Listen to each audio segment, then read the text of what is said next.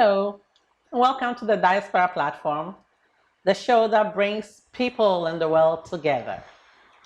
You know, the global village is getting closer and tighter by the day. People are traveling around for various reasons, and this show brings people who have left the shores of Ghana, gone for greener pastures, and come back, and others who are not even Ghanaians who have come to settle in Ghana. Our focus is to bring people back home to make Ghana a better place. And today I have a special lady in the studio with me. And so I will take a short break, and when I come back, I'm going to introduce and share her with you. Back in a moment. Back in a moment.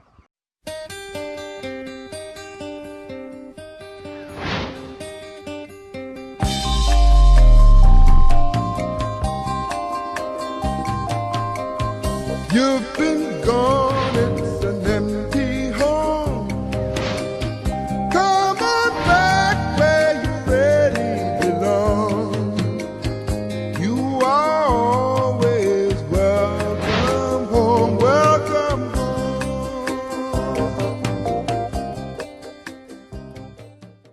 Welcome back, viewers. This is the Diaspora platform, and we bring people in the world together. I'd like you to join me to welcome a special guest to the studio, and she is going to tell us a bit more about herself. Welcome, Auntie Agi. Thank you, Nana. Thanks for the opportunity. My pleasure, my pleasure. So when we talk about Dr. Agnes Adu, Yes. who is she?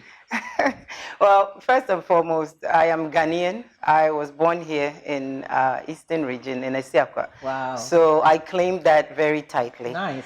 And then, like you said, I've traveled abroad, or I've traveled outside of Ghana, went to the US quite early. Really? Yes, I did all my schooling, or most of my schooling in the US, in New York. I got to New York at age around 13, 14, so I've been... I was a teenager. I was a teenager, so Wow. I did my schooling, my high school. I went to high school in Brooklyn, Whoa. of all places. Wow. A tough place. Yeah. So going from where I grew up in Yeah. Koforidua, transitioning to Brooklyn, that's like one jungle to the next. I can imagine. Wow. Jungle of a different nature, but jungle nonetheless. But Brooklyn is softer than the Bronx, isn't it? I think so. Well, Yeah. we Brooklynites want to believe that. We think that Brooklyn is nicer, softer than the Bronx. Especially when I grew up, in the times where I grew up in New York. Bronx was a tough place. Bronx is the Bronx. And now Brooklyn actually has come up quite a ways, where pockets of the city has been reclaimed and rebuilt, and now you can't even afford to live on the street I grew up on. So that's something to be said about that. So I've gone around, I did my schooling. Next, I'm a doctor by training. I'm a medical doctor. I'm an optometrist, which is a subspecialty in medicine for eyes. So I'm an eye doctor. Nice. And I've practiced that type of medicine for the last 15 plus years in the US. And then slowly I have transitioned back to Ghana. So Brooklyn life lasted for how long? Well, Brooklyn was high school, so mostly high school. My bachelor's degree, or my first degree, was at the University of New York, State University of New York, so the SUNY system, yes. So I actually got an award from SUNY. Is that right? 2008. Is that right? Nice, nice. I went to the Stony Brook campus. So my next 4 years after high school is Long Island or Stony Brook. I did my education, my first bachelor's was in psychology. With the concentration in vision sciences. And my second degree is in vision sciences. And then I went into optometry, exactly. So after that, I did my residency and my optometric training in Chicago. So I moved from New York to Chicago, lived there for about 6, 7 years. Hot cities. I'm telling you, hot cities and cold cities. The windy city. Oh, hot in the sense that it's a hip and happening place, Chicago, New York. Exactly. But when the cold hits, you better be ready. Chicago is a windy state. Oh my goodness, your tears will freeze on your face when you're outside. Yes, but the last 10, 15 years, I've lived in Atlanta, which is where I call home. I think there's no place like Atlanta. Really? I love Atlanta. I can't stand it. No, then you would need to have me there with you. What? I'll show you the softer, better side of Wow, Atlanta. Atlanta. I think it's a fantastic city. I like Atlanta because nothing severe in terms of weather happens there. That's true. It's all year round. It's warm, Yeah. not too hot, never really any So cold like weather. It's kind of like Ghana. Ghana can stay too hot for too long. Atlanta get true seasons. So you get fall, where the temperature is in Fahrenheit about 30, 50 degrees, so you're cold. And you get winter where it will drop under 30. And then 9 months out of the year, you are 72 degrees. But it rains a lot in Atlanta. And not really. In the rainy season, in May, April rains bring May flowers. That's basically Atlanta. okay. It'll rain the whole of April, and then May through December, you are enjoying fabulous weather. Well, my it's family nice. is in Atlanta now. Really? So, yes, Then you have a good reason to come. Douglasville. Oh, really? One of my offices is actually in Douglasville. Douglasville. Yeah, I Okay. worked with a network of doctors, the Vision Works, and I used to actually do the office in Douglasville. see, Yeah, my I sister see. lives out in Douglasville as well. Really? Yeah, so it's a good place. You should Wow. go back and visit. I will. I'm surely going back. With to me, visit. you will change your mind about Please Atlanta. take me along. I will. Take me along. So, after the education and the practices in Yes. Atlanta, so were you very excited about being in America? Were you happy? Were you wowed, or were you disappointed? Or You know, my story is slightly different than the average going to America story. Okay. I went to America as a child, so I really didn't have no a choice. choice. Exactly. My dad was one of the people who got the opportunity to go to America in the 1950s. Wow. So my dad went to America in 1958, before I was born. before I was born? Exactly. And so in the 70s, he came home, found a wife, had babies. The story goes on. Yes. And then by the time we were teenagers, You were he there. took his family to Brooklyn. Yeah. So my going to America was not a conscious effort. It wasn't by choice. By default. By default, exactly. When I got there, I was young enough to almost forget Ghana, which is a strange place to be, where inside you feel Ghanaian, but all your actions and everything is American, because you have to conform and you have to learn how to survive high school. You know, you need to assimilate into society. Yeah. So living in America, I got quickly assimilated into American life, and it became a way of life. So in a sense, for me, it became that, yes, I know I'm Ghanaian, but slowly I was detaching from it. My parents are there, my siblings are there in America, everything is there. All your friends are American? My friends are American. And so for me, I don't think I thought it any other way. It was a way of life. How I transitioned back to Ghana, I think it was by the grace of God. Really? Yeah, really, because I didn't feel as if I was ready and said, okay, here, I'm going to Ghana. My transition was quite slow, and it was always with some purpose. Was it conscious? It was conscious at a point. For a while, I said, okay, Ghana is not for me. In my 20s, it wasn't anything I considered. But as you live in America, that system teaches you quickly that you don't belong there fully.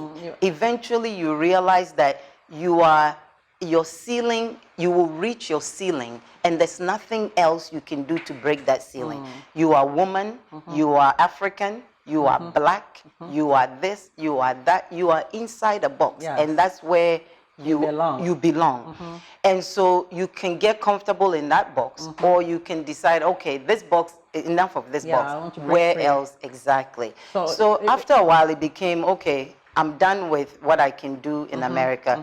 What else is the next? And that's how I transitioned back. There were situations that were compelling you to look precisely for your roots, precisely to a place that you belong to. Precisely. My parents were key, specifically my mom. She is also a diasporan. She, in her 20s, she got married. She had 2 young babies. She left behind me and my brother.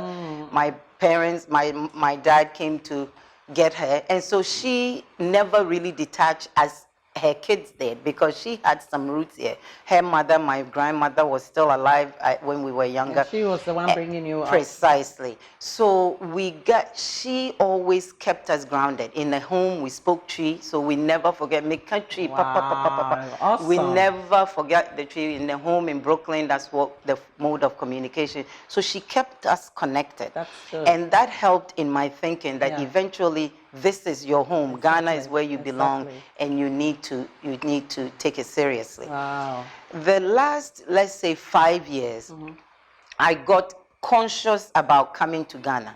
So I'll come find projects to do. First, my training in optometry, I feel that I need to come back and use that. Exactly. Okay, How can I better Let's take a those quick things? break, and then we'll come back Sure. and talk about the compelling issues that brought you Precisely. to Ghana. We'll back in a moment. Back in a moment. Don't go away. Back in a moment.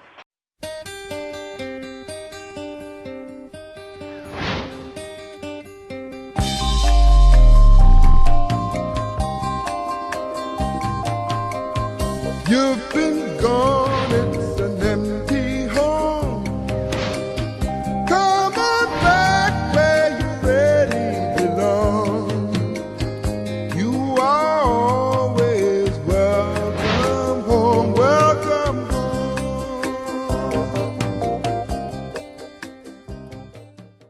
Welcome back to the show. If you just joined, you're watching the Diaspora platform. We are bringing people and the world together. Let me take this opportunity to acknowledge my sponsors. And this is X Water. X Water is natural, and you can find this in all the shops in Ghana, in Accra especially. And over here we have the extra virgin coconut oil, Ava extra virgin coconut oil. You must change the oil in your house and save your life. This oil stabilizes sugar level and is good for the heart. Don't go anywhere else. Just get Ava extra virgin coconut oil. It's made in Ghana. Yes, made in Ghana. And over here we have the almighty Emerton. Emerton is facelift in a box. Instead of going under the knife or going for laser surgery, this is what you need for your skin. You're looking 30 when you are 50. You can't get anything better than Emerton.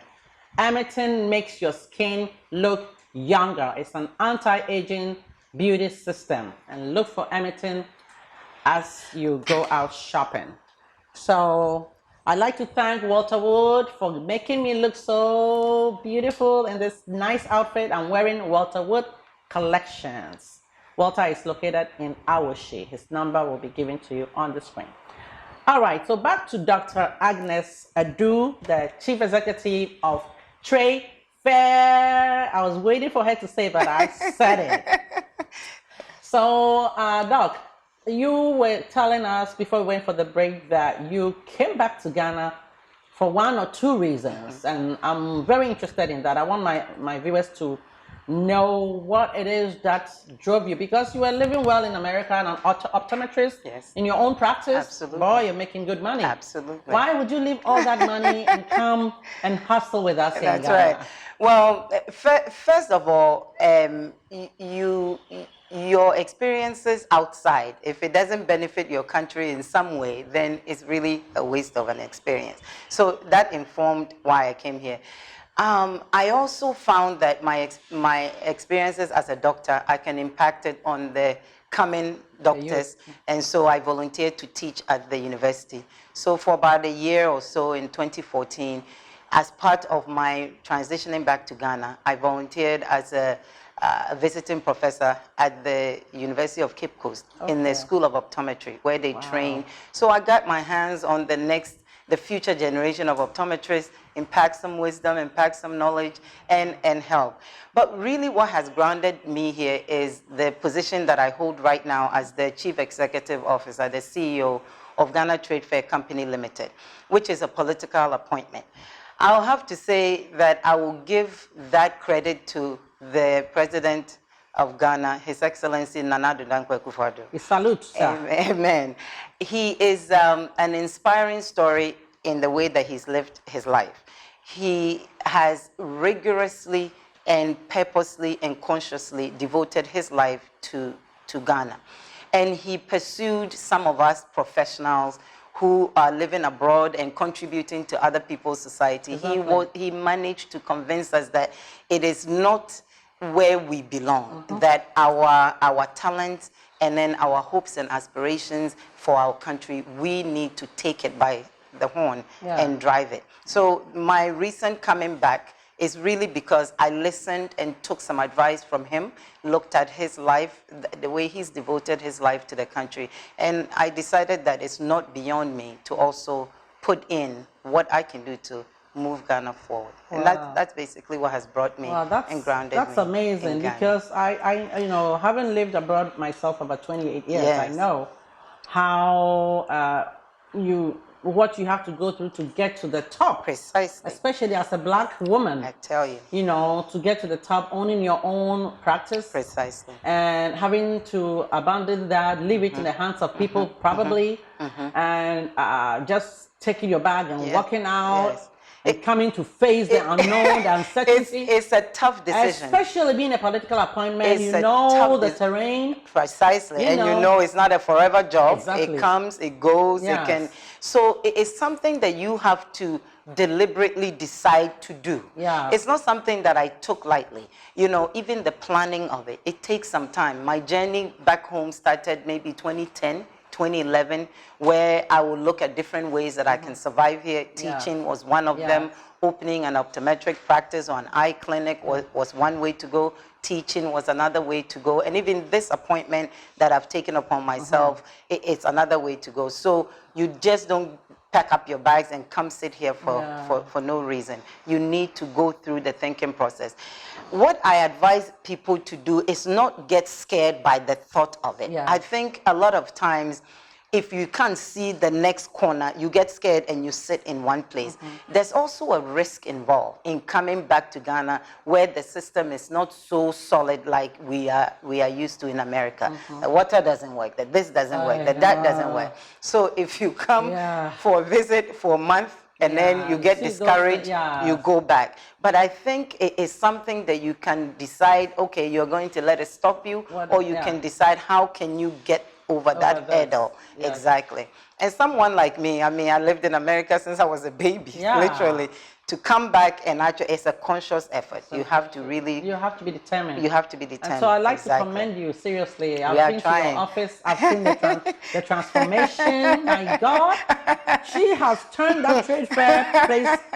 I walked in. I remember when I came to your office, I'm like, is this the same office I came a year ago or something like that? That's amazing. And even something like that, taking a government appointment, you can decide to become part of the system and watch it rot, or you can decide, okay, I want to take it in a different direction and put some blinders on and take it in that direction. And it takes some doing. It's not, you need the support system around you. You need people, like-minded people who see where you're going. And even getting to that point where like-minded people are helping you is something that you have to continuously And of course, you don't also expect any reward. Precisely. Because if you did, you wouldn't do it. I'll tell you the story of trade fair the last year.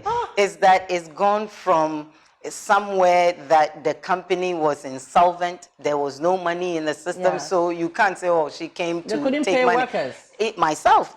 I couldn't take salary for months until I generated that salary and looked for ways to improve revenue and look for ways to make sure that our bills get paid. When I took over the seat, electricity had been cut off to trade fair for 3 years. I'm telling you, and since 2015, and within 90 days, I put a plan together to try to revive the center, including turning on the lights. And we hit all our goals. But it's a deliberate thing that you have to set and you have to follow through. I am a strong believer, I'm a seriously strong believer of one person makes a difference. Every single soul. I strongly believe that one person makes a difference. I agree. You know, and I always use Rwanda as an example. Precisely. Look at what this gentleman has come to turn that country into. Precisely. And so, for you walking into the facility and knowing that you cannot sit in an office that is infested with roaches, all kinds of, you know, you cannot. Exactly. You just cannot. Precisely. So you have to turn it around. You have to turn it around. So it's an amazing job that you have done. So if your mentality changes and you are able to affect other people, then gradually we are changing people. That's a plus. That's a step in the right direction. Wow. And basically, that's where I want to take trade fair into the future, into the next level. The place is although it's a government agency or government-owned company, it's supposed to really foster trade and industry.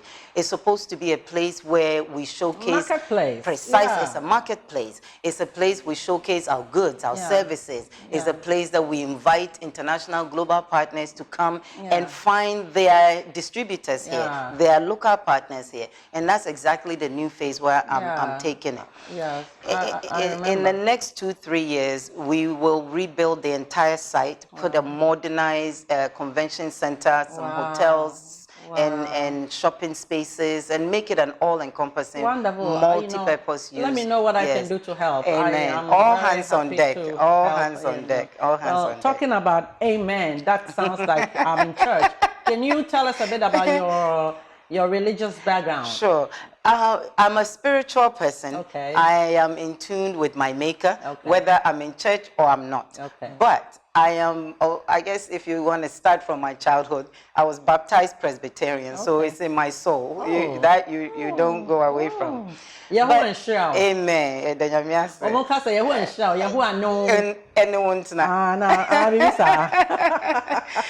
But you know, America has a way of changing you. Yeah. You know, and I thank God for that strong religious or spiritual upbringing in Esiakwa, in Koforidua, where I grew up.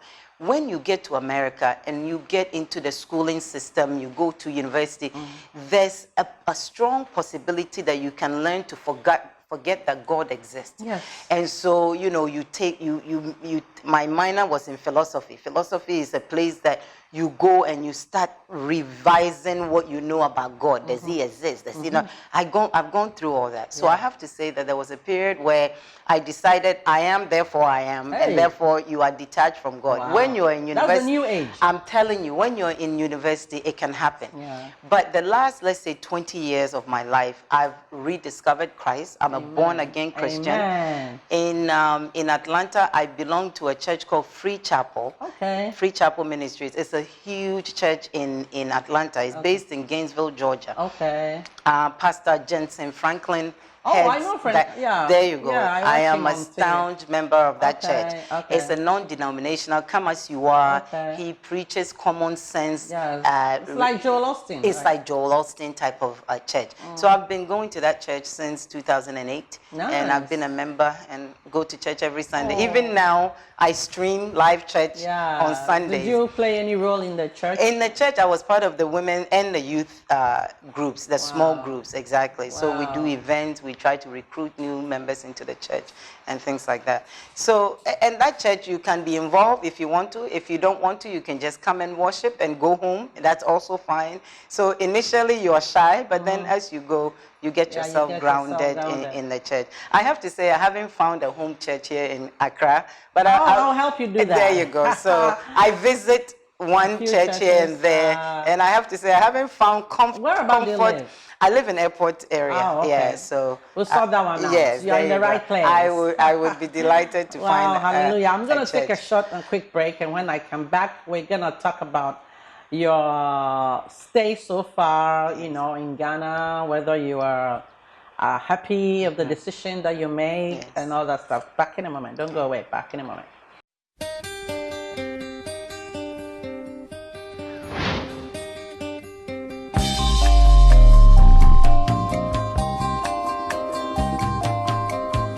You've been gone, it's an empty home. Come on back where you really belong. You are always welcome home, welcome home.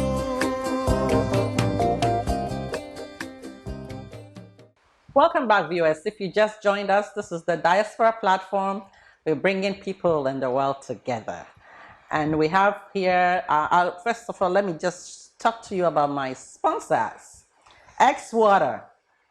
It's all natural. You can get this in all the shops in Ghana. X Water is the water for you and your family. And over here we have the Ava Extra Virgin We have the ever extra virgin coconut oil. That's what you need in your home. Change your oil, save your life. And I have here the almighty Amiton. Amiton is a facelift in a box, you know? Facelift in a box. Amiton is for people who want to look younger as they're growing older. Look younger as you're growing older. Gives you back about 15 to 20 years of your life. Gives it back to you. Hamilton says, looking old is a choice. Looking old is a choice. That's what Emerson says. Okay, so right here, I have Walter Wood's collection. Walter clothes me and makes me look all that. Walter Wood's collection is at Awoshi. And then for my face, my beautiful looking face is Person Brushes by Theresa. She makes my face look so beautiful. So back in the studio with Dr. Agnes Edu. Dr. Agnes Edu. We were talking and I got to a place where I really want to hear about how you feel coming back to Ghana. Right. Like you said earlier, people get scared when they come home for about a few weeks and they see all the negatives and they go back, I'm not coming back, I'm not coming back. But you did back and forth and you still decided to come and stay. Has it crossed your mind where you say, I've regretted, or I should have come earlier, or I'm happy? What is going through your mind? What do you feel like? I think my story is a little unique in the sense that I had this purpose of taking this job as CEO of Ghana Trade Fair Company. And that's what brought me back home. So regret is not even an option at this point. I have found that as the days go by, as the weeks roll by, I'm getting more and more adjusted. I'm getting over some of my initial hesitation. I'm getting over some of my fears. I'm getting used to the traffic. I'm getting used to traffic. I don't think we should ever get used to motorcycle that. drivers. But really, all my hang-ups and hesitation about living in Accra, slowly I'm adapting to it. So no regrets whatsoever. But I have to say that the challenges are many. And so I'm still facing some as I go along in the job that I'm doing. It's a big seat that I occupy. So I have worries about whether I can pull off the project in the time that I have set for the project. Those type of things, of course, can keep you up at night. But I think overall, my transition back home has been smoother than even I thought, in the sense that the job that I came to do, I'm in place and I'm doing it and taking it one day at a time. So for me, it's been rewarding, I think. And what about the people around you? Have they been welcoming? Because sometimes we hear, So. See, I tell you again, maybe my story is unique, but I have tremendous support. And I'll give you an example. I came into a new government that is trying to fix trade fair. So the old government has moved the old CEO out, but the staff is still the old staff. So of course, you expect that there will be some glitches along the way. But I tell you, it's how you approach the situation. So my first staff meeting, for example, I laid down some rules. I said, well, I can either let you go and bring my own, or I can repurpose what you do here or strengthen what you do here and keep you. And as much as I would like to say, okay, I brought in some new people and then I use the exact same staff and retrain them, it's really about who is in the seat, what encouragement, what support that you give that staff, and the direction that you set for them. And then those who will follow will follow. Those who would not, they'll fall off as time goes on. But the same staff, so the support that I got from even the existing staff was tremendous. No hiccups, no resistance, and we are all moving in the same direction with one goal. So I've been lucky, and it makes the transition a little easier. Exactly. But at least work-wise. And your targets are being met. I set my timelines, monthly timelines, weekly timelines, the entire project timelines, and we are hitting it, with some delays here and there, hiccups here and there, but overall, we are hitting. So do you have plans of going back to the U.S.? I do.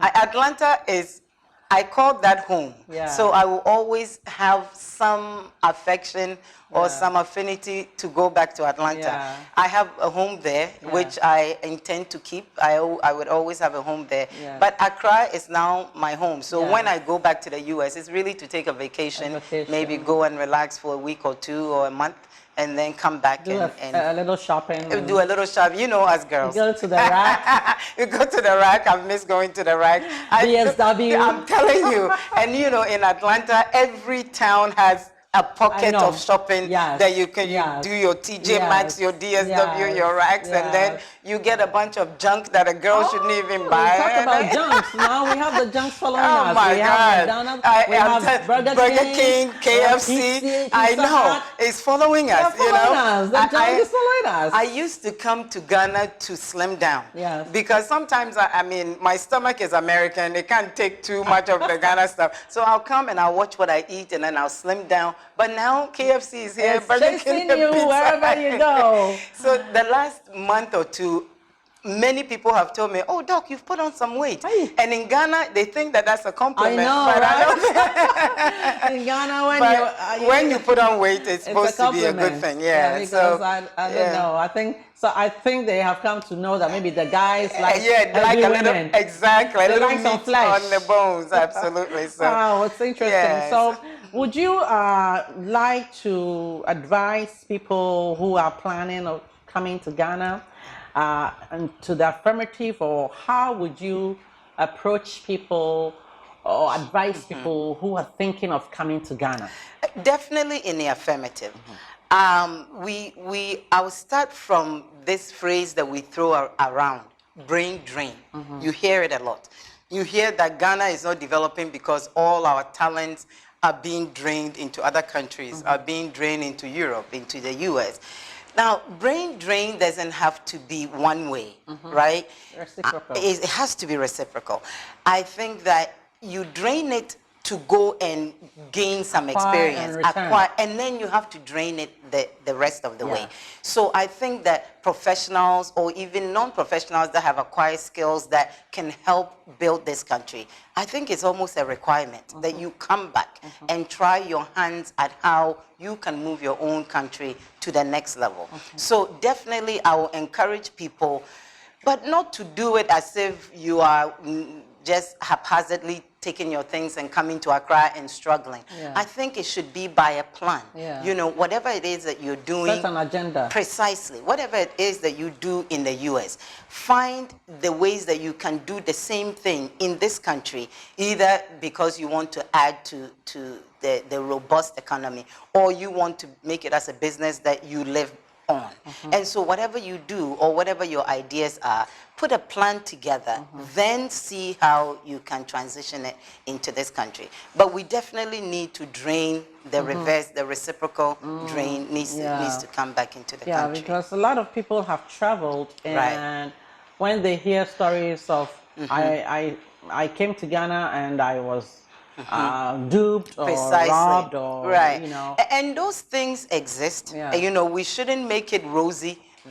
Those things. So that means that in your coming back, in your return, you really need to put almost a plan together, a foolproof plan together, that you don't get stuck into those glitches where somebody's taking advantage of you. But those things there in business, you know, it comes and goes, and you have to have plan B when you come back to Ghana. So would you advise anyone who is coming to do it quickly, or to... You know, in the private sector, I think this government is private sector friendly.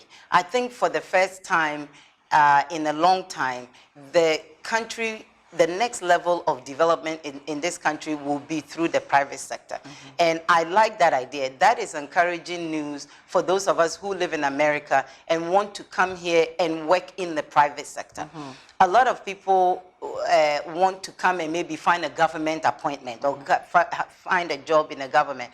I think we are moving away from that, where we want the private sector to really be the engine that drives this economy forward. And so I think in the next 10 years, there's a lot of opportunities in the private sector for those professionals that want to come back in consulting services, in building your own businesses, things like that. I think the environment is conducive for that. So if you're going to come back to Ghana, there's no better time than now to come and tap in. It's better when you come in at the beginning of something, meaning that now that the private sector is driving the economy, come in where it's at the beginning. When you come in when it's well advanced, it's harder to get inside. Yeah. Okay. So I think my viewers, if you just joined, we are still here with Dr. Agnes Edu, the CEO of the Ghana Trade Fair Company Limited. And this is the Diaspora platform, the show that is bringing people who have traveled around the world together. We are giving people the reason to come back to Ghana, to enjoy and support and help to build. You know, when President Obama came to Africa, and precisely when he came to Ghana, he said Africa must be built by Africans. Absolutely. So I say Ghana must be built by Ghanaians. Precisely. Even though we have people who love Ghana around the world coming here to settle and work with us, Ghana is so friendly. I think that we have come to the place where we must educate our youth to know that yes, we traveled, but our times have changed. Absolutely. And what advice would you give to the youth at this time who are thinking that it's only when I travel abroad that I can succeed or I can be somebody? Precisely. You know, it starts from what we teach our children in schools, for example. My advice to the youth is that it's not always greener on the other side. Exactly. We are, like you said, we are too quick to say, seek greener pastures. We are too quick to say America is the place to be. But you are saying, as you said, the world has changed. The world has gotten smaller. Yes. Where now you really don't have to travel abroad to even enjoy some of the things that you can enjoy in Ghana today. The internet has connected us all. Has crushed us. Has crushed us all. And you quickly realize that whatever you can do in America, in most cases, you can do in Ghana. It takes a little effort, I think, because in Ghana, maybe the structures are not in place, or maybe the infrastructure support is not in place. But living abroad is not all that is cracked up to be. It is a hard absolute hard terrain. You have to figure out where to go, how to live, how to educate yourself, how to survive. And if you don't have a good support system there, you can get stranded in places like UK and US. So it's not always what it's cracked up to be. I think we should harness the youth, our abilities. You know, when you're 18, you don't really know what you are about, but it's how we, the adults, we, the government, we, the city systems, is how we harness the energies of the youth and how we channel it to build our own country. And I'll give you an example. I came into this job about a year ago as CEO, and for the first time, we used the youth to really drive the international trade fair that happened in March. Exactly. The previous trade fair saw maybe 60 or 70 exhibitors because they used the traditional means of advertising. They put some newspaper here, they put a billboard here. For the first time, I gathered the youth in technology to come on board and help us to organize the fair, but also to broadcast and do media promotions and things like that. And it is amazing the amount of talent that is actually available in this country. The young people in this country will take us through technology to the next level. So I had programmers come in, I had bloggers come in, I had social media folks. I mean, the young people live on social media. They all came in, we formed a media committee, and within the space of 3 months, we were able to attract over 600 exhibitors, yes, to the 22nd International Trade Fair. And we didn't go outside of the country to go and do that. And I know the talents are here. In the next phase of Trade Fair, we are building that type of area where we can harness the youth and their talent. as part of the redevelopment project that we're doing there, we are building a technology hub to attract those companies, Facebook, Google, Apple, those companies will put in high-speed infrastructure, high-speed internet infrastructure, and attract those companies here and harness the youth in our country. Wow. And so that's one area that we can go after the youth and keep them in this country. And all sectors are capable of immediately attracting the youth to I think the systems are in place. We just have to advocate precisely how to use it. Absolutely. Yeah. Absolutely. So the youth, as you've heard, Madam Agnes, I do say, Ghana has resources. Precisely. It is not about traveling abroad. I agree. Before you can be who God has asked you or who God wants you to be. Well, this show has been brought to you by kind courtesy of X Water. X Water is natural. Natural water has no side effects, okay? And we have extra virgin coconut oil. Change your oil, save your life. I can't tell you more than that the oil is good for your family.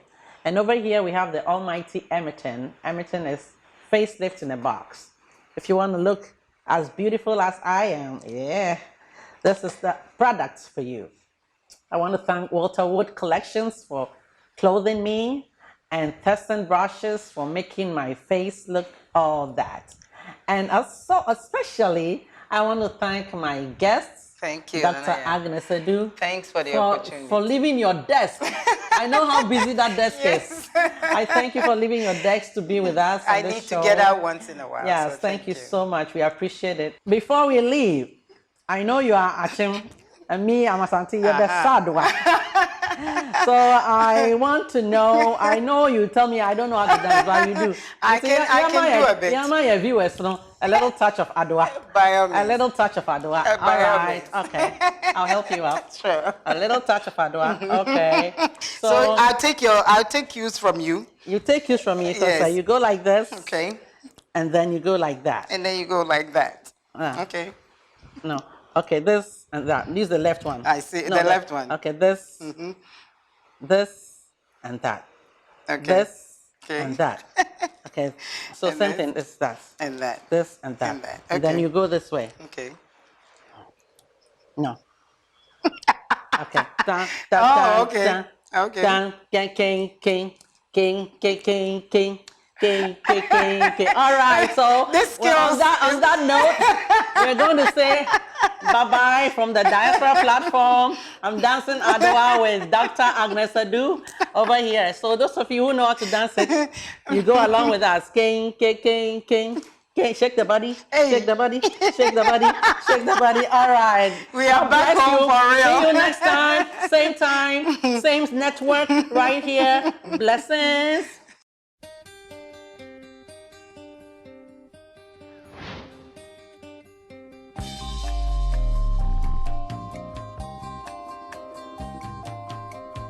You've been gone.